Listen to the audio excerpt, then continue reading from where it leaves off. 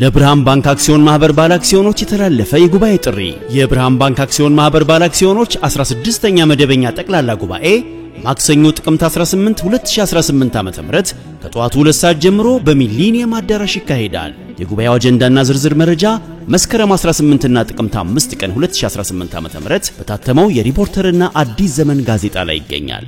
ስለሆነም የባንኩ ባለ አክሲዮኖች በሙሉ በተጠቀሰው ቀንና ቦታ ማንነታችሁን የሚገልጽ መታወቂያ ወይም ፓስፖርት ወይም መንጃ ፍቃድ ዋናውንና ፎቶኮፒ በመያዝ እንድትገኙ ጥሪ ያቀርብን። መገኘት የማይችሉ ባለ አክሲዮኖች ጉባኤው ከሚካሄድበት ቀን ቀደም ብለው ቦሌ ድልድይ ፊት ለፊት በሚገኘው የባንኩ ዋና መስሪያ ቤት የአክሲዮን አስተዳደር ክፍል በመሄድ ተወካይ በመወከል ወይም በስብሰባው ለመገኘትና ድምጽ ለመስጠት የሚያስችል ህጋዊ ውክልና ያለው ተወካይ ማስረጃውን በመያዝ በጉባኤው ላይ መሳተፍ ይችላሉ።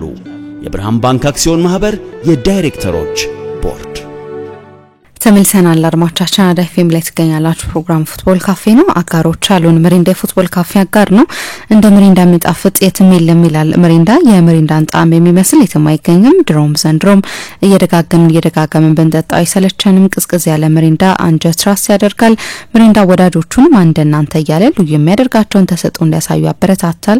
ከሰሞኑም ይህን እንዲያደርጉ አሪፍ መድረክ ፈጥሯል። አጓጊ የሆነ እስከ 1 ሚሊዮን ብር የሚያሸልም የቲክቶክ ውድድር አዘጋጅቷል። አድማጮቻችን ይሄድል እንዳመልጣችሁ ይላል መሪንዳ። ተክለ ሃይማኖት ጠቅላላ ሆስፒታል አጋራችን ነው። ከህዳር 1 2018 እስከ ሚያዝያ 30 2018 ለሚከበረው ተክለ ሃይማኖት ጠቅላላ ሆስፒታል ታላቅ የ25ኛ ዓመት የብር ኢዮቤልዩ ክብረ በዓል እንኳን አደረሳችሁ። በ2017 በጀት ዓመት በአገር አቀፍ ደረጃ ስታንዳርድ አንደኛ ደረጃ በመሆን የ2017 ሰርተፊኬትና ዋንጫ ከአዲስ አበባ ከተማ አስተዳደር የምግብና መድኃኒት ባለስልጣን ተሸላሚ መሆን ችሏል። ለ5 ዓመታት ማህበረሰቡን ጥራት ያለው ዘርፈ ብዙ አገልግሎቶችን በተመጣጣኝ ክፍያ እየሰጠ የሚገኝ አንጋፋ ሆስፒታል ነው። በጽንስና በማህፀን ህክምና ክፍል፣ በህፃናት ህክምና ክፍላችን፣ በጨቅላ ህፃናት ህክምና ክፍላችን 24 ሰዓት ሳምንቱ ሙሉ በህፃናት፣ በጨቅላ ህፃናት፣ በጽንስና በማህፀን ስፔሻሊስትና ሰብ ስፔሻሊስት ሐኪሞቻችን ህክምናዎችን እየሰጠን እንገኛለን። የጽኑ ህሙማን ክፍላችንም በዘመናዊ ህክምና መሳሪያዎች የተደራጀ ነው። የጽኑ ህሙማንና በሳምባ ስፔሻሊስት እንዲሁም ሌሎች ህክምናዎችን እየሰጠን እንገኛለን። የኩላሊት እጥበት አገልግሎትም አለን። ባሉበት ቦታ ሆነው ደግሞ በ0940 33 33 33 ላይ በመደወል የጤና ምክር ማግኘት ይችላሉ ይላል ተክለ ሃይማኖት ጠቅላላ ሆስፒታል። ሲዳማ ባንክ አጋራችን ነው። ሲዳማ ባንክ ወደ ባንክ ተሸጋገረ ጀምሮ በዘመናዊ ቴክኖሎጂ በብቁ ባለሙያዎች በተለያዩ የሀገራችን አካባቢዎች ከፍታቸው ነባርና አዳዲስ ቅርንጫፎች የተሟላ ደንበኛ ተኮር አገልግሎት እየሰጠ ይገኛል። አገልግሎቱን ይበልጥ ደንበኛ ተኮር ተመራጭ ለማድረግ ስትራቴጂ ቀይሶ ተግባራዊ ያደረገ ነው። መደበኛ የቁጠባ ሂሳብ፣ የሴቶች የቁጠባ ሂሳብ፣ ልዩ የቁጠባ ሂሳብ፣ የልጆች የቁጠባ ሂሳብ፣ ልዩ የፕሪሚየም ቁጠባ ሂሳብ፣ የተንቀሳቃሽ ሂሳብ በጊዜ ገደብ የሚቀመጥ ሂሳብን ጨምሮ ለአስመጪዎች፣ ኮንትራክተሮች፣ አቅራቢዎች የተለያዩ የጨረታ ዋስትና ሰነዶች እንዲሁም የብድር አቅርቦትን ይሰጣል። የዓለም አቀፍ ባንክ አገልግሎት በአጠቃላይ የተሟላ በቴክኖሎጂ የተደገፈ ባንክ አገልግሎትን ከሲዳማ ባንክ አክሲዮን ማህበር ማግኘት ይችላሉ። ሁሌም 24 ሰዓት የማይስተጓጎል የሞባይል ባንኪንግና የኤቲኤም አገልግሎትን ከሲዳማ ባንክ ያገኛሉ ይላል ሲዳማ ባንክ። ሳፋሪኮም ኢትዮጵያ አጋራችን ነው። ሳፋሪኮም ኢትዮጵያ በበሽ ጥቅል ያንበሸብሻችሁ ሚሊዮነር ሊያደርጋችሁ ከች ብሏል። አብሮነታችን መልሶ የመስጠት ጊዜ አሁን ነው ያለ ሳፋሪኮም ኢትዮጵያ በበሽ ጥቅል ሚሊዮነር የመሆን እድል ይዞላችሁ መጥቷል። ዕለታዊ የ100 ብር 224 ሺህ አሸናፊዎች፣ ሳምንታዊ የ100 ሺህ ብር 25 እድለኞችና አጓጊ 1 ሚሊዮን ብር ሽልማት በየሳምንቱ 32 እድለኞችን ሊያንበሸብሽ ነው። ዛሬውኑ ወደ ኮከብ 777 መሰላል በመደወል የበሽ ጥቅልን ይግዙ። ከሚሊዮኖች ጋር ይቀላቀሉ። በአየር ሰዓት ሲገዙ 1 ሽልማት ቁጥር ያገኛሉ። በኤምፔሳ ሲገዙ 2 ሽልማት ቁጥሮችን ያገኛሉ። አሸናፊዎች በሳፋሪኮም ልዩ ቁጥር በ0700700700 ብቻ ጥሪ ደርሳቸዋል። የገንዘብ ሽልማቱን በኤምፔሳ አካውንት ገቢ ይሆናል። በሽንግዙ ሚሊዮነር ሆኖ ሳፋሪኮም ኢትዮጵያ በአብሮነት ወደፊት ይላል ሳፋሪኮም። ኦርቢት ኤሌክትሮኒክስ አጋራችን ነው። በልዩነት የሚመርጡት ኦርቢት ኤሌክትሮኒክስ የቤቱን ሞገስና ውበት የሚጨምሩ ኤሌክትሮኒክስ ምርቶችን ይዞላችሁ ቀርቧል። ቲቪ፣ ፍሪጅ፣ የልብስ ማጠቢያ፣ የውሃ ማጣሪያ፣ ዕቃ ማጠቢያ ማሽኖች እንዲሁም የምግብ ማብሰያ ምድጃዎችን በአማራጭነት አቅርቦሎታል። በ0911 07 25 ቢደውሉልን አሊያም ፒያሳ ከካቴድራል ትምህርት ቤት ጎን ከቶሞካ ቡና ፊት ለፊት ብቅ ቢሉ በአማረስኮቻችን ጠብቆታለን። የክልል ደንበኞቻችን ከሆኑ በ0912 06 2296 ላይ ደውለው ያገኙናል። ኦርቢት ኤሌክትሮኒክስ በልዩነት የሚመርጡት የፉትቦል ካፌ አጋር ነው። ካቶል ኦይል ከባድ መኪናው ከባድ ጥራት ያለ ሞተር ዘይት ይገባዋል ይላል ካቶል። በምጡቅ ኢንጂነሮች በረቀቀ ፎርሙላ የተሰራው ካቶል ኦይል የከባድ መኪናው ሞተር ያለ ምንም ችግር ያንዳንዱ ኪሎ ሜትር በከፍተኛ ጉልበት እንዲሄድ ያስችላል።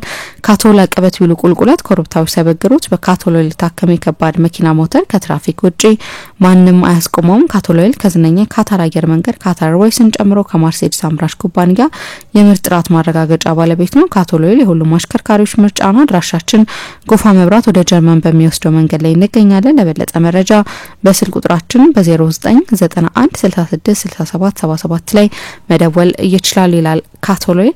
አጋሮቻችን እጅግ ነው የምናመሰግነው። የመጀመሪያውን ጉዳይ እናንሳ። ትናንትና ምሽት በርካታ የሻምፒየንስ ሊግ ጨዋታዎች ተደርገዋል። የሶስተኛ ዙር ጨዋታዎች ሊቨርፑል ወደ ድል የተመለሰበት ምሽት ነበር። በርካታ ግቦችን ማስቆጠር ችሏል። ፍሎሪያን ቪርትዝ አሲስቶችን ማድረግ የቻለበት ምሽት ነበርና እናንሳው ይህንን ጉዳይ። የስሎት ቡድን ከማሸነፍ ጋር የታረቀበት ነበር። ከአራት ተከታታይ ሽንፈቶች በኋላ ቀላል ጨዋታ አይደለም። በተመርቶም ነው ጨዋታውን የጀመረውና ግን በርካታ ግቦችን አስቆጥሮ አሸንፏል። እንመልከተው ይህን ጉዳይ።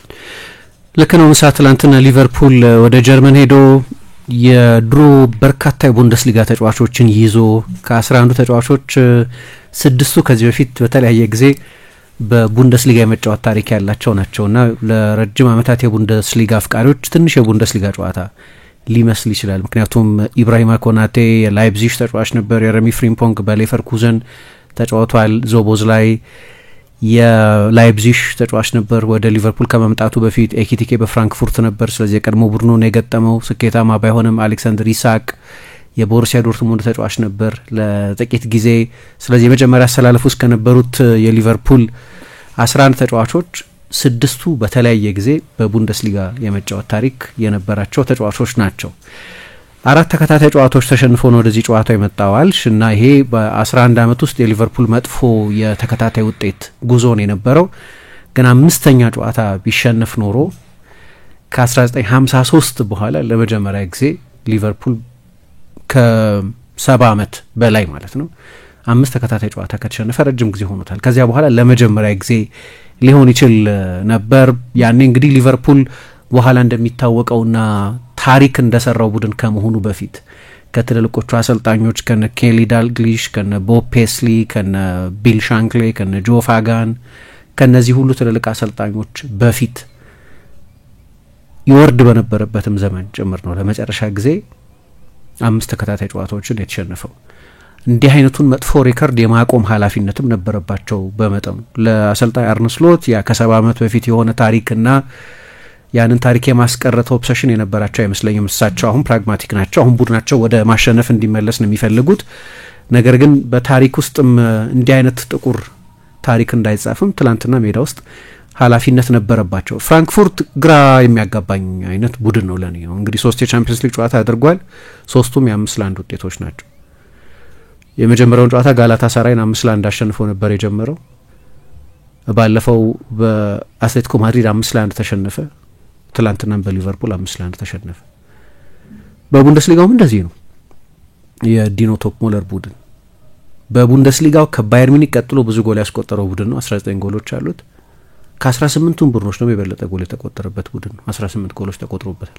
20ኛ ላይ ያለው ቦሩሲያ 18ኛ ላይ 18 ናቸው እዚያ። ሙንቸግላድባህ 13 ጎል፣ አይደናየም 13 ጎል፣ ማይንዝ 13 ጎል። እነዚህ 16ኛ 17ኛና 18ኛ ስፍራ ላይ ያሉት ቡድኖች ናቸው። ብዙ ጎሎች ያስቆጥራል። እንደ ዮናታን ቡርሃርት እና ማሪዮ ጎትሰ አይነት ተጫዋቾች አሉት። በዚያው ልክ ደግሞ ያፈሳል እና ሊቨርፑል እንዲህ አይነት እንግዳ የሆነ ማትተነቢው ቡድን ነው ይዞ የገጠመው። ለዚህም ሳይሆን አይቀርም አርነ ስሎት ትላንትና በሌሎች ጨዋታዎች አንዳንዶቹ ባስገዳጅ ሁኔታ ቢሆንም ለምሳሌ ራያን ሀራፈንበርግ አልነበረም።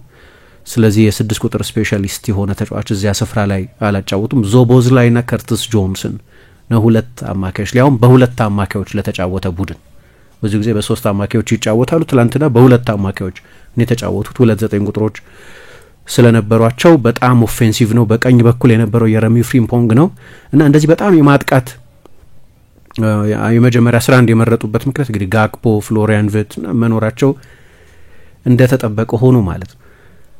ፍራንክፉርት ብዙ ጎል የሚቆጠርበት ቡድን እንደሆነ ስለሚያውቁ ቢያስቆጠር እንኳ ችግር የለውም ከፍራንክፉርት የበለጠ ጎል እናስቆጥራለን የሚል መተማመን ቢኖራቸው ነው ብዬ ነው ማምነው እኔ። 6 ቁጥር የግድ ራፈንበርግ ሌላ ተጫዋች ሊጠቀሙ ይችሉ ነበር። እሳቸው በጣም አታኪንግ የሆነ የመጀመሪያ 11 ነው የመረጡትና በጣም አስፈላጊ ድል ነበር።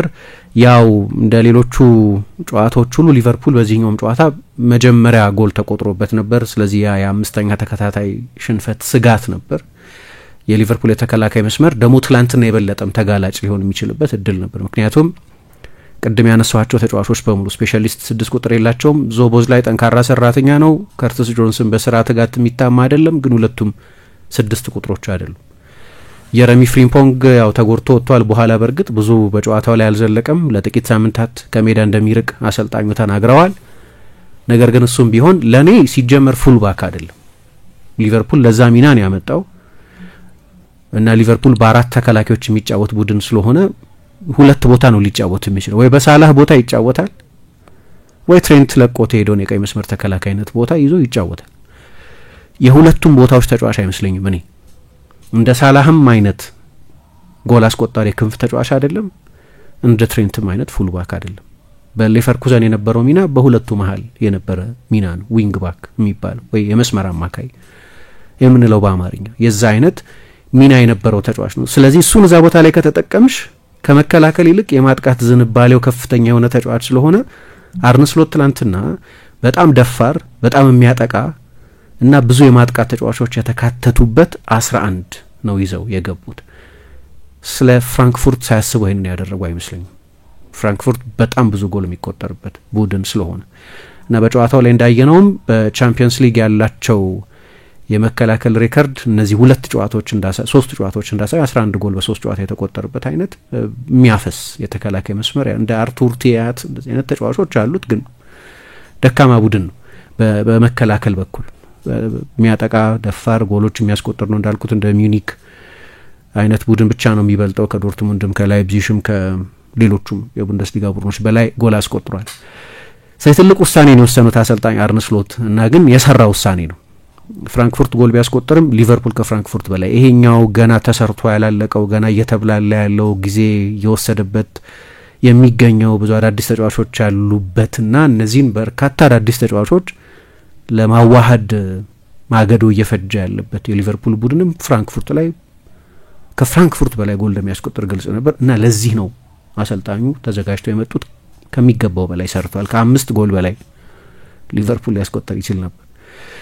ሙሐመድ ሳላህ ተጠባባቂ ወንበር ላይ ሆኖ ነው የጀመረው። የቻምፒየንስ ሊግ ጨዋታዎች ላይ አንድ የምናየው ፓተርን ይመስላል ይሄ።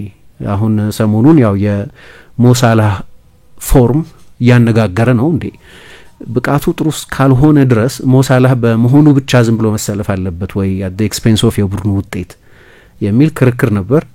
ግን ይሄ ባለፈው የጋላታ ሳራይም ጨዋታ ላይ እንዲሁ ተጠባባቂ ሆኖ ነበር። ከሜዳ ውጭ የተደረገ ሌላ የቻምፒየንስ ሊግ ጨዋታ ነው። ስለዚህ በወቅታዊ የብቃት ጉዳይ ይሁን ወይ ደግሞ 33 አመቱ ነው፣ ፋዘር ታይም ላይ የደረሰ ነው። ስለዚህ እንደዛ ከሆነ ተጫዋቹ እየቆጠብን እንጠቀምበት የሚል ማይንድ ሴት ነው። እሱን እርግጠኛ አይደለሁ። ግን ለ73 ደቂቃ ሙሐመድ ሳላህ አልተሰለፈም። ስለዚህ ትልቅ የፎርሜሽን ለውጥም ነበር ለአዳዲሶቹ ፈራሚዎች፣ በተለይ ለሁለቱ በጣም ጥሩ ምሽት ነበር። አንደኛ ሊቨርፑልን በክረምት ለተቀላቀለው እና በባለፉት 2 ጨዋታዎች ላይ ያልተሰለፈው በቴክኒካዊ ጀጅመንት ነው ብዬ አላምንም። በቴክኒካዊ ምክንያት ነው ብዬ አላምንም። ሙጎ ኤኪቲኬ አንድ ጥፋት ሰርቷል። ከዛ የሳውዛምፕተን ጨዋታ በቀይ ወጣበት ሁኔታ ለዛም ጨዋታ ተቀጥቷል። የአሰልጣኙንም ግሳጼ አግኝቷል እና ተጫዋቾቹንም ይቅርታ ጠይቋል።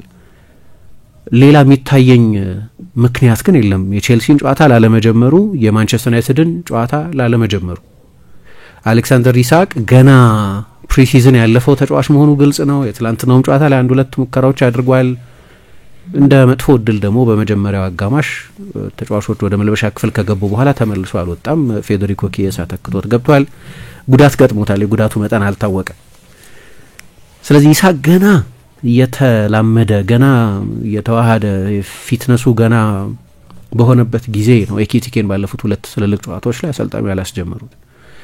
ያስቆጠረው ጎል እንዳልኩት ሊቨርፑል ቀድሞ ጎል ተቆጥሮበት ነበር። የጨዋታው ጅማሬ ለሊቨርፑል ደጋፊዎች ደግሞ እንደገና ሚል ፍርሃት ሊፈጥር ይችል ነበር። አንዱ ችግር ሊቨርፑል በተከታታይ ጨዋታዎች ላይ ቀድሞ ጎል ይቆጠርበታል። የማንቸስተር ዩናይትድ ጨዋታ ላይ ገና በ60 ምናምን ሰከንድ ውስጥ በአንድ ደቂቃ ምናምን እሱ ነው ጎል የተቆጠረበት። የቼልሲ ጨዋታ ላይ ቀድሞ ጎል ተቆጥሮበታል። ሌሎችም ጨዋታዎች ላይ ለከምባክ ይገደድባቸው በነበሩ ጨዋታዎችም ላይ ጭምር ጎል ይቆጠርበት ነበር። አንዳንድ ጊዜ ቀድሞ ጎል ይቆጠርበት ነበር።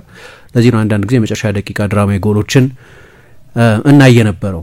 ስለዚህ ትላንትናውም ጨዋታ ላይ አስቀድሞ ነው ጎል የተቆጠረው። እንግዲህ አንድ ሙከራ ብቻ ነው ከጎሉ በፊት አድርጎ የነበረው ፍራንክፉርት። 4 ጊዜ ብቻ ነው የሊቨርፑል የፍጹም ቅጣት ምት ሳጥን ውስጥ ኳስ የተቀባበሉት። ግን የሊቨርፑል የተከላካይ መስመር ደግሞ ትላንትና በመረጡት በጣም የማጥቃት አልትራ አታኪንግ በሆነ ምርጫቸው የተነሳ የበለጠ ሊጋለጥ እንደሚችል መስጋት ይቻል ነበር። ኤኪቲኬ ጎሉን ሲያስቆጥር በጣም ሩቲን ነው። እኔ ከመከላከል አንጻር ካየሽው በፕሪሚየር ሊግ እንደ አይነት ጎል ሌላ የፕሪሚየር ሊግ ቡድን ላይ የሚቆጠር አይመስለኝም።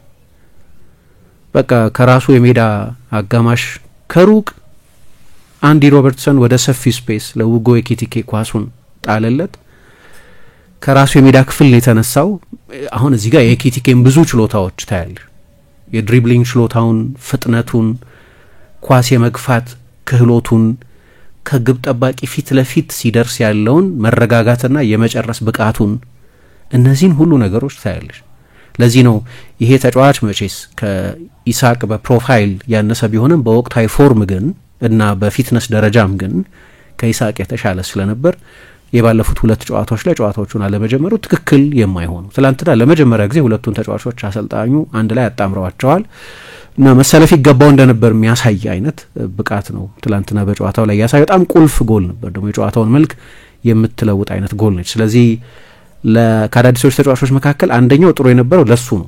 ግን እስካሁን ድረስም ጥሩ ስለነበር ትላንትና 6ኛ ጎሉን ያስቆጠረው የኮሚኒቲ ሺልድ ክሪስታል ፓላስ ላይ ያስቆጠረው ጎል ከደመርን ግን እሱን እንደ ግሎሪፋይድ ፍሬንድሊ ሞቅ ያለ ክብር እንደሚሰጠው የወዳጅነት ጨዋታ ሰዎች ከወሰዱት 5 ጎሎች አስቆጥሯል። ጥሩ የውድድር ዘመን ጅማሬ ነው ያደረገው። በየ2 ጨዋታው ጎል ያስቆጥራል ማለት ነው። እንግዲህ 12 ጨዋታ ስንል እየተቀየረ እየገባ ጥቂት ደቂቃዎችን የተጫወተባቸውን ጨዋታዎችን ጨምረን ጭምር ነው። ሁለተኛው ጥሩ ምሽት የነበረው ለአዳዲስ ተጫዋቾች ፍሎሪያን ቪርትዝ ነው። ወደ ጀርመን የተመለሰበት ጨዋታ ነው። እስካሁን ድረስ ወደ ሊቨርፑል ከመጣበት ጊዜ ጀምሮ ይሰጠው ከነበረው ሚና ለየት ያለ ነው። በሞሐመድ ሳላህ ቦታን የተጫወተው ልንለው እንችላለን። ግን የሊቨርፑል አጫወት በጣም ጠባብ የ4-2-2-2 ሲስተም ነበር። ያለ ኳስ 4-4-2 ይሆናል። ግን ቡድኑ ኳስ በሚቆጣጠርበት ጊዜ ደግሞ የመጨረሻው መስመር በ5 ተጫዋቾች የሚጠቃ ይሆናል። ስለዚህ እሱ የቀኝ ሀፍ ስፔሱን ይዛል። በሱ ቀኝ በኩል በጣም የማጥቃት ተጫዋች የሆነው ፍሪምፖንግም በኋላ ተቀይሮ የገባው ኮነር ብራድሊም ለሊቨርፑል ዊድዝ ወይም የሜዳ ስፋት የሚሰጠው ተጫዋች ይሆናል። በቀኝ በኩል ሌላኛው ፉልባክ ትሬንት ያንን ያደርጋል። ስለዚህ ሁለቱ የሀፍ ስፔስ ተጫዋቾች የነበሩት አሌክሳንደር ኢሳቅ እና ፍሎሪያን ቪርትዝ ነበሩ። ግን ቪርትዝ በቀኝ በኩል የነበረውን ሀፍ ስፔስ ነው ይዞ የተጫወተው። ሴንትራል ቦታ ላይ የተጫወተው ደግሞ አሌክሳንደር ኡጎ ኤኪቲኬ ነው። ስለዚህ በሳላህ ቦታ ተጫወተ እንዳንል ሳላህ ለሊቨርፑል ይጫወት በነበረበት ጊዜ ሊቨርፑል ይጠቀምበት የነበረውን አይነት ፎርሜሽን አይደለም የተጠቀመው። መጠነኛ ትዊክ አለው። ከስንት ጊዜ በኋላ እንደሆነ ማላቀም 2 አውት ኤንድ አውት 9 ቁጥሮች ሊቨርፑል እንደዚህ ሲጠቀም ግን አንደኛውን ጥቂት ወደ ግራ እንዲያደላ ከግራ እንዲነሳ አድርገው ነው የተጠቀሙበት። ያው እኔ ብዙ ጊዜ የአሲስትን ጉዳይ በተመለከተ በጣም የሚያታልል ስታት ነው እላለሁ። ሙሉን ምስል አይናገርም።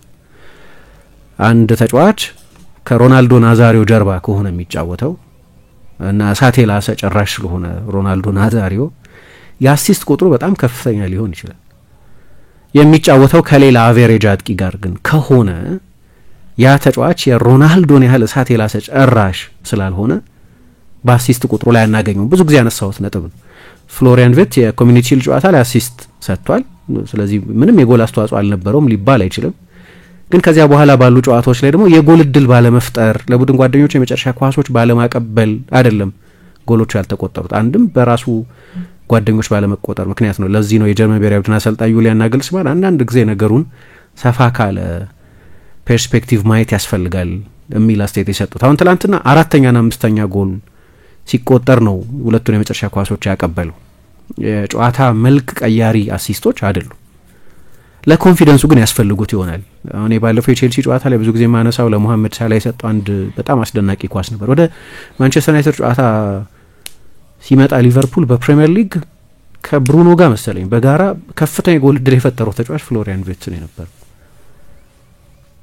ሊያውም በቃ ጥሩ እየተጫወተ እንዳልሆነ በአይናችን ማየት እየቻልን ለመልመድ የእንግሊዝን እግር ኳስ የሚሆን የሊቨርፑልን አጫወት ለመልመድ ጊዜ ያስፈልገው እንደሆነ እያየን ጭምር የጎል ዕድሎች በወጥነት የሚፈጥር ተጫዋች ነው። ምርጡን ተጫዋች አላያችሁትም በእንግሊዝ በጀርመን ያየነውን ፍሎሪያን ቪርትዝን በጨራሻ አላየነውም።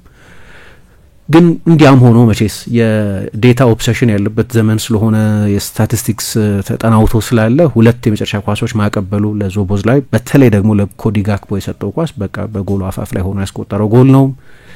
በቅጣት ምት አንድ በጣም ጥሩ ሙከራ አድርጎ ነበር ሮቢን ዜትነር የፍራንክፉርቱ ግብ ጠባቂ አድኖበታል። እና ከዚህ በፊት በሌቨርኩሰን በነበረበት ጊዜ የግራ 10 ቁጥር ሆኖ ነው ይጫወት የነበረው። አሁን የቀኝ የክንፍ ተጫዋች አይደለም።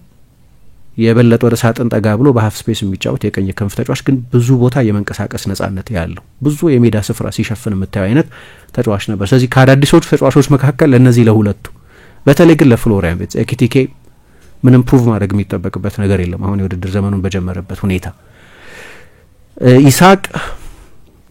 ለኢሳቅ ጊዜ የሚፈጅ ነው እንደምናየው። አሁን ደግሞ አሰልጣኙ በ3 ቀን ለሁለተኛ ጊዜ አጫወትኩት ምክንያቱም ቶሎ አፕ ስፒድ እንዲመጣ ቶሎ ፊት እንዲሆን ስለምፈልግ የዩናይትድንም ጨዋታ ጀምሯል። ለነገሩ የቼልሲንም ጨዋታ ከዛ ፊት ጀምሯል።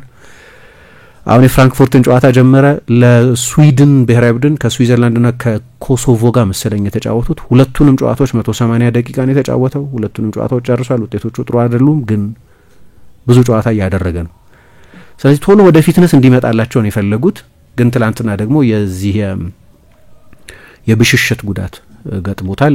በዚህ የሚቸገር ተጫዋች ነው ለነገሩ።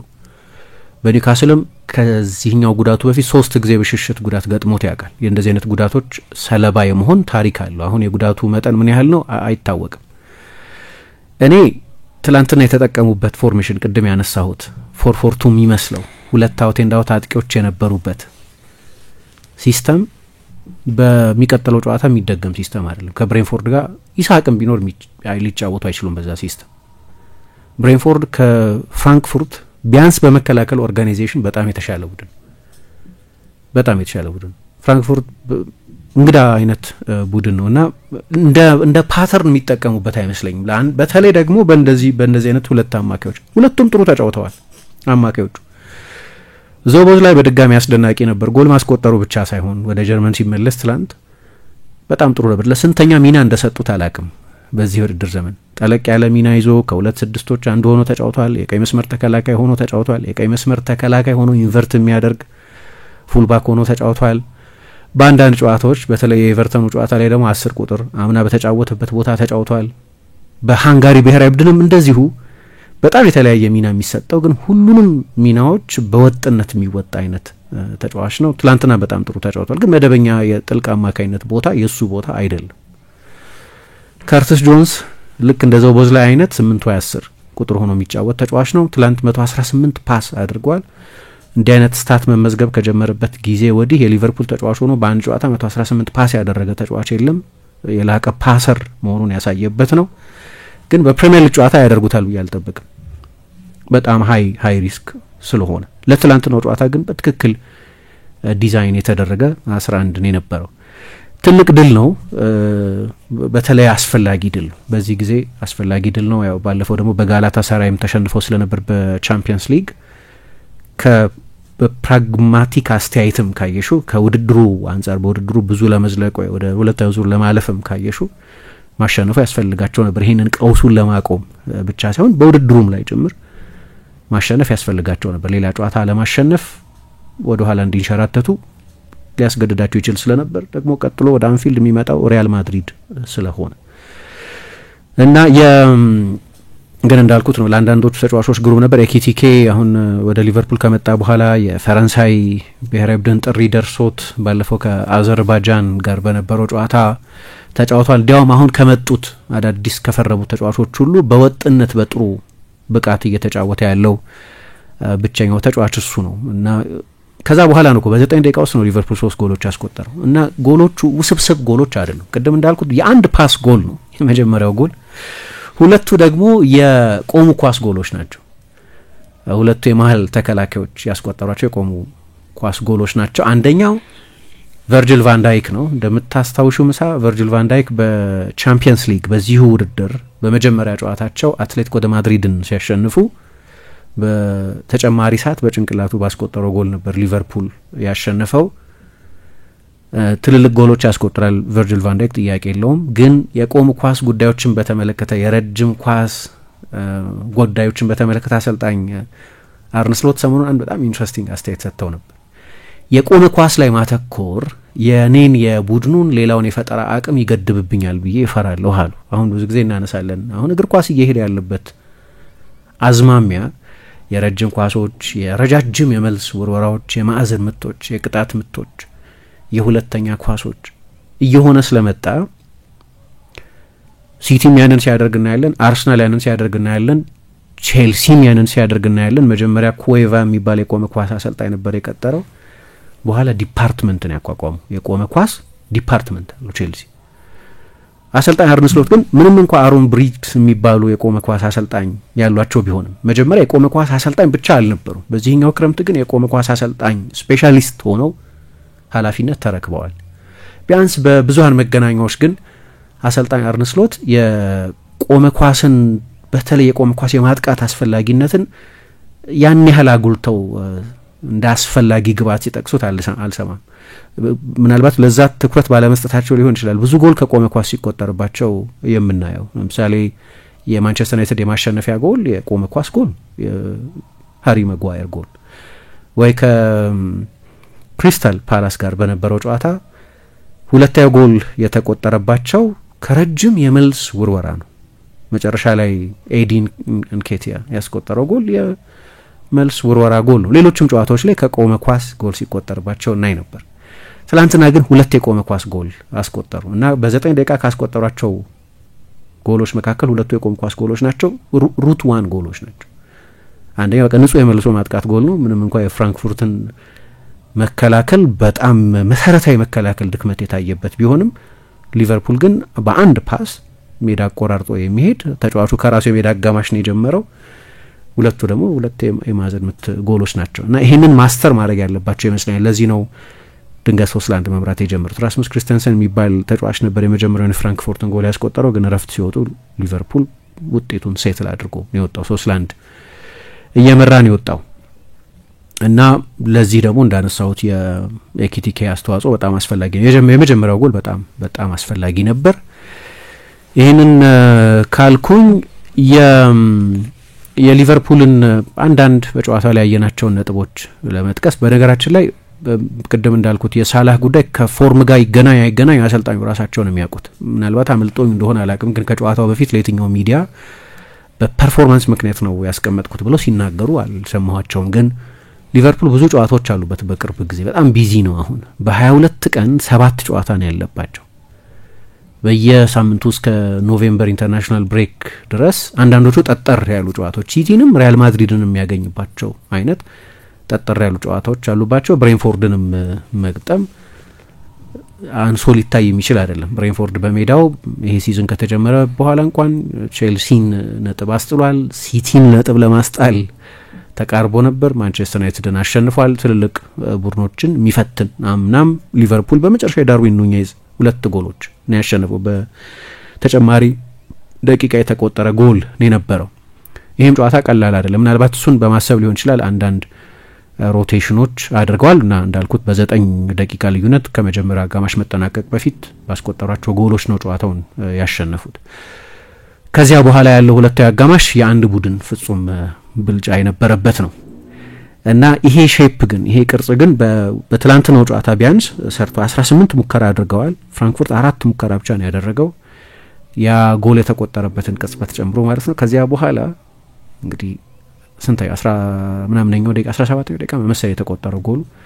ከዚያ በኋላ በተቀረው ጊዜ 3 ተጨማሪ ሙከራ ነው ያደረገው። የፍራንክፉርትን የትላንትና ደካማ የማጥቃትም የመከላከልም ድክመት የሚያሳይ ነው።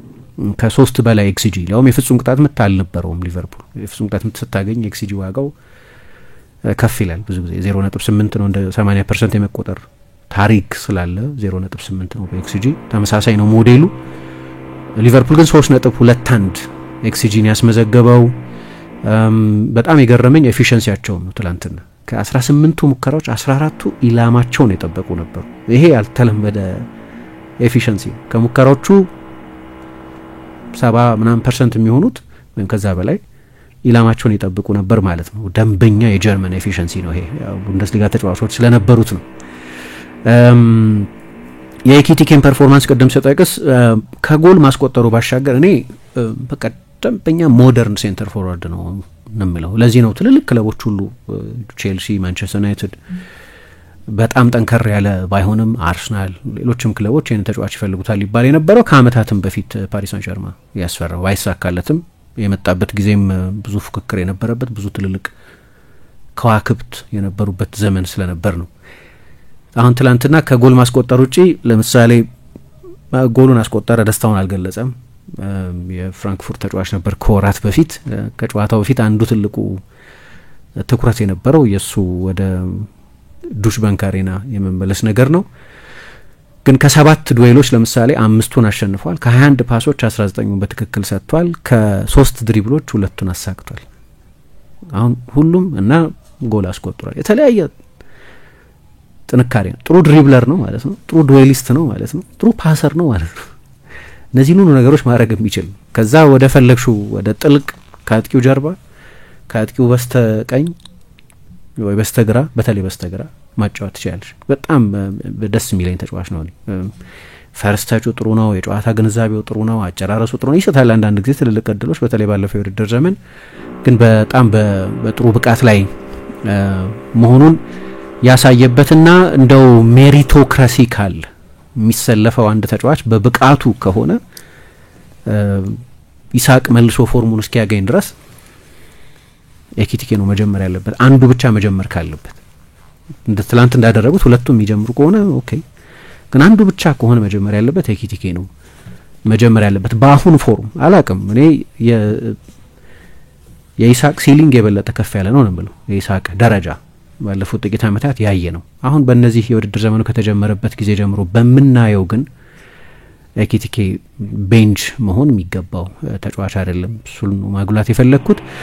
ስለዚህ ትላንትና አንድ አዲስ የፎርሜሽን ለውጥ አድርገዋል። አንዱ በጎ ነገር ከተለያዩ ተጫዋቾችም ነው ጎሉ የተገኘው። 5 ጎል ነው ያስቆጠሩት። 5ቱንም 5 የተለያዩ ተጫዋቾች 5 የተለያየ ባህሪ ያላቸው ጎሎች ናቸው። ቅድም እንዳልኩት አንደኛው በቃ ንጹህ የመልሶ ማጥቃት ነው በሰከንድ ውስጥ የተጠናቀቀ። 2 የቆም ኳስ ጎሎች ናቸው። አንዳንዶቹ ደግሞ ከረጅም የቅብብል ሲኩዌንስ በኋላ የተቆጠሩ ናቸው። 5 የተለያዩ ጎሎች አስቆጥረዋል። ግን የጎሎቹን ባህሪ የተለያየና ከተለያየ አቅጣጫ የፈጠሯቸው ጎል እድሎች ናቸው። በመጥፎ ሁኔታን የጀመሩት የሊቨርፑል በክንፍ በኩል የመከላከል ድክመት አሁንም አለ። ትላንት ሮበርትሰን ነው ጨዋታውን የጀመረው። እስካሁን ድረስ አንድም የፕሪሚየር ሊግ ጨዋታ አልጀመረም። ጥሩ ምክንያት አላቸው ብዬ ማመን ፈልጋለሁ። ሮበርትሰን በተለይ ኬርኬዝ እንደዚህ እየተቸገረ 8ቱንም ጨዋታዎች ሲጀምር ሌላው ተመልካች እና ሚዲያው አክሰስ የማያረጋቸው መረጃዎች ጠንካራ ዴታ ቤዝድ የሆነ መረጃ አላቸው። መቼስ ተጫዋቾችን በተመለከተ እያንዳንዱ ፊዚካል ዴታ አሰልጣኞች አላቸው። ስለዚህ ሮበርትሰንን አምና ሲወርድ አይተነዋል እኮ እንደወረደ እናውቃለን። ግን የኬርኬዝ ሁኔታ ደግሞ በጣም ጥሩ አይደለም፣ አስተማማኝ አይደለም። አምና በቦርንመዝ በነበረው ደረጃ የአመቱ ምርጥ ቡድን ውስጥ የተካተተው የግራ ፉልባክ እሱ ነበር አምና ሚሎሽ ኬርኬዝ። ሪያል ማድሪድ፣ ማንቸስተር ዩናይትድ ይፈልጉት ነበር ይሄንን ተጫዋች። በሌላው በቀኝ በኩልም ግን እንዲሁ ተመሳሳይ አይነት ችግር አለ። አሁን ፍሪምፖንግ ከወጣ በኋላ የመጀመሪያው ጎል አሁን ክሪስቲያንሰን ያስቆጠረው ጎል ሲቆጠር የኮነር ብራድሌ ቦታ ያስቸግር ነው ለጎል እድሉ መፈጠር ምክንያት የነበረው በተለይ በሁለቱ ቻናሎች። አጠቃላይ እንደ ዲፓርትመንት የሊቨርፑል የመከላከል ዲፓርትመንት ችግር ያለበት ነው። ግን ደግሞ ትላንትናም የተቆጠረውና አንዳንድ አሁን የመጀመሪያው ጎል ሲቆጠር ለምሳሌ የሊቨርፑል የመጨረሻው 30 ሜትር ላይ ሳጥን ውስጥ እንጂ አልፎ አንዱ የፍራንክፉርት ተጫዋች ከዛ የተቀማ ኳስ ነው። በቂ ፕሬሸር አልነበረም አንዲ ሮበርትሰን ላይ። ስለዚህ በአንድ ረጅም ኳስ እንደውም ቲያት የነበረው በስጭት የሚያስገርም ነበር በፍራንክፉርት በኩል። ሌላ ጎል ለማስቆጠር ይመስል ነበር የፍራንክፉርት ጫና ወይም እየተቃረበ ይመስል ነበር። በተለይ ሁለቱ ቻናሎች ላይ ያለ ድክመት ነው ለዚህ ነው ይሄ ውድድር ዘመን ከተጀመረበት ጊዜም ጀምሮ እና ባለፈው ውድድር ዘመን ያበቃ ሳለ የነበሩትን ጨዋታዎች ሁሉ ደንበረን በ18 ጨዋታ 2 ክሊን ሺት ብቻ የጠበቀው በ28 በእነዚህ 18 ጨዋታዎች 28 ጎሎች የተቆጠሩበት እና እንደዚህ አይነት ጨዋታ ነበር ከሞላ ጎደል ለሊቨርፑል በጣም የሚያስፈልግ ለፍሎሪያን ቪርትዝ በጣም የሚያስፈልግ ለኢኪቲኬ በጣም የሚያስፈልግ ፐርፎርማንስ እኔ ነበረው ትላንትና ለአሰልጣኙም ግን በጣም አሁን አንዳንድ ውሳኔዎቻቸውን እኛም በቀደም እንዳደረግ ነው ለምን ገሌ ተቀምጦ ገሌ ይሰለፋል የሚሉ ውሳኔዎችን ግራም ያጋቡ ውሳኔዎቻቸውን ጨምሮ ብዙ የከፋ ባይሆንም ትልቅ ክሬዲት ባንክ ውስጥ ስላላቸው የወቅቱ የፕሪሚየር ሊግ ሻምፒዮን ናቸው አሰልጣኙ ግን ትችት ነበረባቸው ጥያቄ የለውም ትላንትና ግን በጣም ደፋር በተለይ አንደር ፕሬሸር ለሆነ አሰልጣኝ አንዳንድ አሰልጣኝ ምን አይነት ውሳኔ ሊወሰን ይችላል ኔጌቲቭ ሊሆን ይችላል ቡድኑ ጎል የተቆጠረበት ነው አይደለም የመከላከል ድክመቱ አጀንዳ ነው አይደለም ስለዚህ አሰልጣኙ በጣም ዲፌንሲቭ የመሆን ምርጫ ነበራቸው ጆ ጎሜዝን የቀይ መስመር ተከላካይ እንደማድረግ አይነት ማለት ነው የሆነ በጣም ዲፌንሲቭ የሆነ ከዛ ምናልባት የሚከላከሉበትን ሜትር መቀነስ ሊሆን ይችላል ልክ እንደሌላው ጊዜ በሃይላይን አለመጫወት ሊሆን ይችላል ይሆኑ እንዲህ አይነት ውሳኔዎች መወሰን ይችሉ ነበር አሰልጣኙ ደፋር ውሳኔ ነው የወሰኑት የበለጠ የማጥቃት ውሳኔ ነው የወሰኑት በዚህ በጣም አደንቃቸዋለሁ ምርጫ ነበራቸው ያንን የማድረግ ምርጫ ነበራቸው ለምሳሌ ዋታሮ ኤንዶ ቤንች ላይ ነበር እና ዋታሮ ኤንዶን 6 ቁጥር ጆ ጎሜዝን የቀኝ ፉል ባክ ቢያደርጉት በጣም ሪአክሽነሪ የሆነ ዲፌንሲቭ የሆነ ውሳኔ ነው እሳቸው ቀደም እንዳልኩት የፍራንክፉርትም የመከላከል ሪከርድ አበረታቷቸው ሊሆን ይችላል ግን ትላንትና የወሰኑት ውሳኔ በደንብ ውጤት ያመጣ ውሳኔ ነው ስለዚህ ሊቨርፑል በ3 ጨዋታ 6 ነጥብ አለው ከሁሉ በላይ ግን ይሄንን የመከላከል ስፓይራል ኔጌቲቭ ስፓይራል የመጥፎን የውጤት ጉዞ በፍጥነት የማን ቶሎ በፍጥነት አለው 4 ጨዋታ ስለተሸነፉ ግን የገቱበት አስፈላጊ ምሽት ነበር ለብርሃን ባንክ አክሲዮን ማህበር ባለ አክሲዮኖች የተላለፈ የጉባኤ ጥሪ የብርሃን ባንክ አክሲዮን ማህበር ባለ አክሲዮኖች 16ኛ መደበኛ ጠቅላላ ጉባኤ ማክሰኞ ጥቅምት 18 2018 ዓ.ም ከጠዋቱ 2 ሰዓት ጀምሮ በሚሊኒየም አዳራሽ ይካሄዳል። የጉባኤው አጀንዳና ዝርዝር መረጃ መስከረም 18 እና ጥቅምት 5 ቀን 2018 ዓ.ም በታተመው የሪፖርተርና አዲስ ዘመን ጋዜጣ ላይ ይገኛል። ስለሆነም የባንኩ ባለ አክሲዮኖች በሙሉ በተጠቀሰው ቀንና ቦታ ማንነታችሁን የሚገልጽ መታወቂያ ወይም ፓስፖርት ወይም መንጃ ፍቃድ ዋናውንና ፎቶኮፒ በመያዝ እንድትገኙ ጥሪ ያቀርብን።